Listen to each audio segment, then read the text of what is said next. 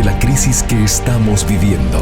Huracanes, terremotos, incendios, pandemia. Necesitamos un mensaje a nuestro corazón.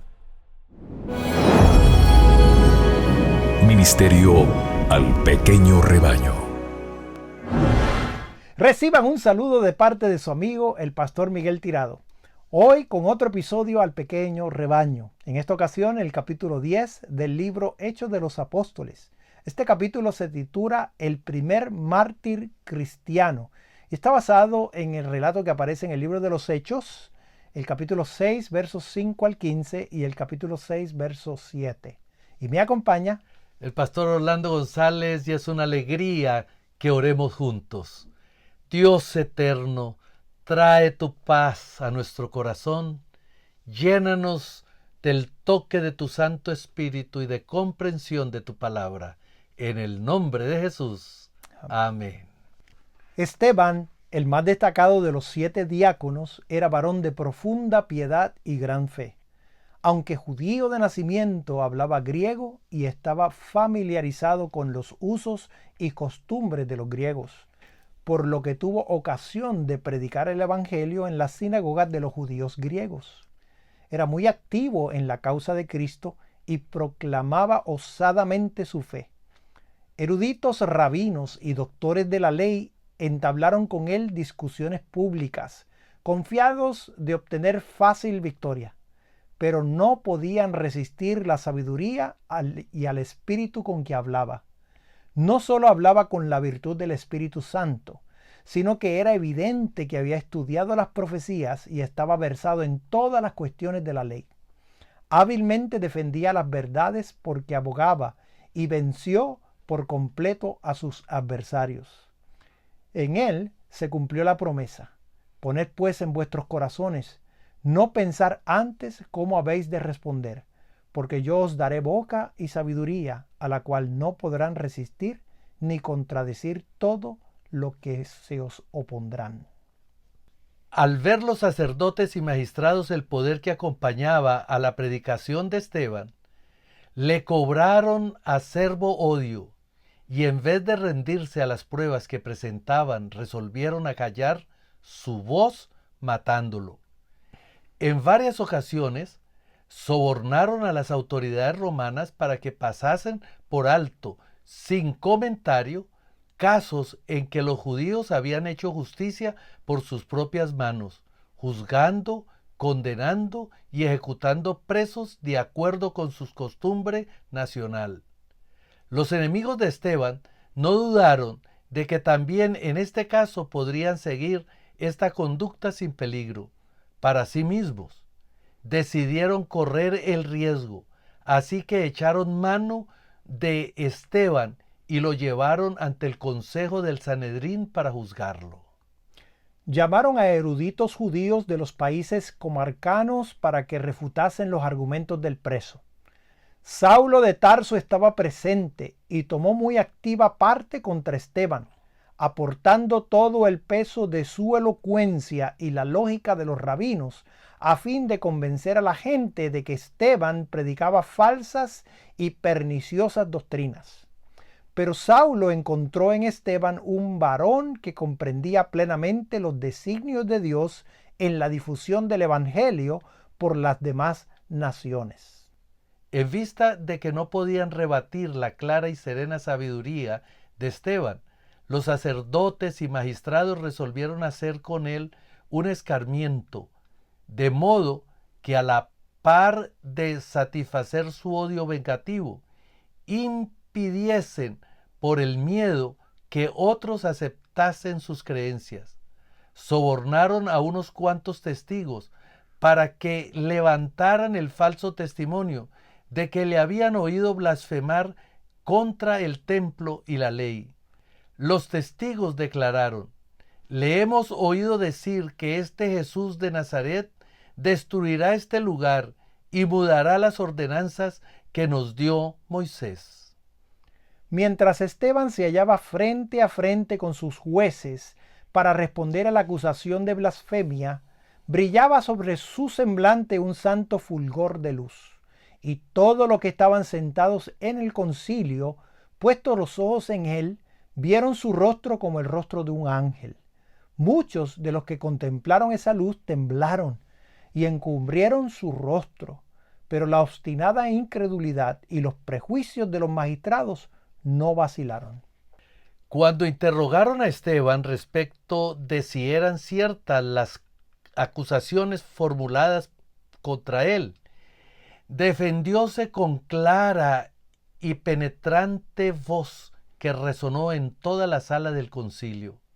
Con palabras que cautivaron al auditorio, procedió a repasar la historia del pueblo escogido de Dios, demostrando completo conocimiento de la dispensación judaica y de su interpretación espiritual, ya manifestada por Cristo.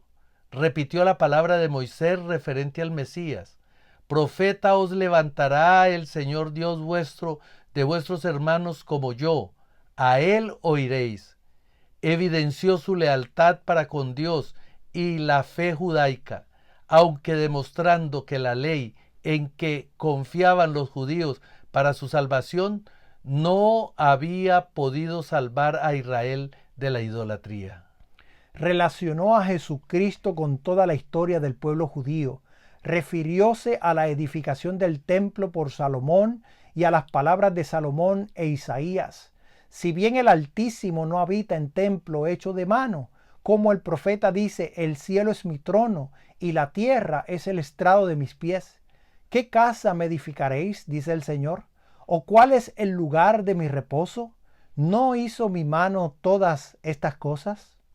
Al llegar Esteban a este punto, se produjo un tumulto entre los oyentes, cuando relacionó a Cristo con las profecías y habló de aquel modo del templo.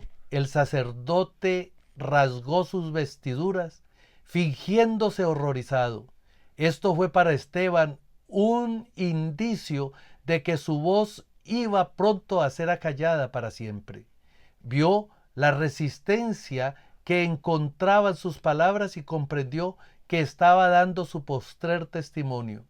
Aunque no había llegado más que a la mitad de su discurso, lo terminó abruptamente. De pronto, interrumpiendo el relato histórico que proseguía y volviéndose hacia sus enfurecidos jueces, exclamó: duros de cerviz e incircuncisos de corazón y de oídos, vosotros resistís siempre al Espíritu Santo, como vuestros padres, así también vosotros. ¿A cuál de los profetas no persiguieron vuestros padres y mataron a los que antes anunciaron la venida del justo, del cual vosotros habéis sido entregadores y matadores, que recibisteis la ley por disposición de ángeles y no la guardasteis? Al oír esto, la ira puso fuera de sí a los sacerdotes y magistrados, obrando más bien como fieras que como seres humanos, se abalanzaron contra Esteban, crujiendo los dientes. El preso leyó su destino en los crueles rostros que le cercaban, pero no se inmutó, no temía la muerte, ni le atemorizaban los furiosos sacerdotes, ni las excitadas turbas. Perdió de vista el espectáculo que se ofrecía a sus ojos. Se le entreabrieron las puertas del cielo y vio la gloria de los atrios de Dios y a Cristo, que se levantaba de su trono como para sostener a su siervo. Con voz de triunfo exclamó Esteban: He aquí, veo los cielos abiertos y el Hijo del Hombre que está a la diestra de Dios. Al describir Esteban la gloriosa escena que sus ojos contemplaban, ya no pudieron aguantar más sus perseguidores. Se taparon los oídos para no oírlo, y dando grandes voces, arremetieron unánimemente contra él. Lo echaron fuera de la ciudad, y apedrearon a Esteban, invocando él y diciendo: Señor Jesús, recibe mi espíritu. Y puesto de rodillas, clamó a gran voz: Señor, no les imputes este pecado. y habiendo dicho esto, durmió. No se había sentenciado legalmente a Esteban, pero las autoridades romanas fueron sobornadas con gruesas sumas de dinero para que no investigasen el caso.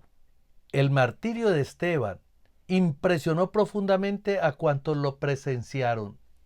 El recuerdo de la señal de Dios en su rostro, sus palabras, que conmovieron hasta el alma a cuantos las escucharon, quedaron en las mentes de los circunstantes y atestiguaron la verdad de lo que él había proclamado. Su muerte fue una dura prueba para la iglesia, pero en cambio produjo convicción en Saulo, quien no podía borrar de su memoria la fe y la constancia del mártir y el resplandor que había iluminado su semblante. En el proceso y muerte de Esteban, denotó Saulo estar imbuido de un celo frenético. Después se irritó por su secreto convencimiento de que Esteban había sido honrado por Dios en el mismo momento en que los hombres le infamaban. Saulo continuó persiguiendo a la iglesia de Dios, acosando a los cristianos, prendiéndolos en sus casas y entregándolo a los sacerdotes y magistrados para encarcelarlos y matarlos. Su celo en llevar a cabo esta persecución llenó de terror a los cristianos en Jerusalén. Las autoridades romanas no hicieron mayor esfuerzo para detener esa cruel obra, sino que ayudaban secretamente a los judíos con el objeto de reconciliarse con ellos y asegurarse sus simpatías. Después de la muerte de Esteban, Saulo fue elegido miembro del Sanedrín, en premio a la parte que había tomado en aquella ocasión. Durante algún tiempo fue un poderoso instrumento en manos de Satanás para proseguir su rebelión contra el Hijo de Dios. Pero pronto este implacable perseguidor iba a ser empleado para edificar la iglesia que estaba a la sazón demoliendo. Alguien más poderoso que Satanás había escogido a Saulo para ocupar el sitio del martirizado Esteban, para predicar y sufrir por el nombre y difundir extensamente las nuevas de salvación por medio de la sangre. Queridos hermanos y amigos, hoy el mundo necesita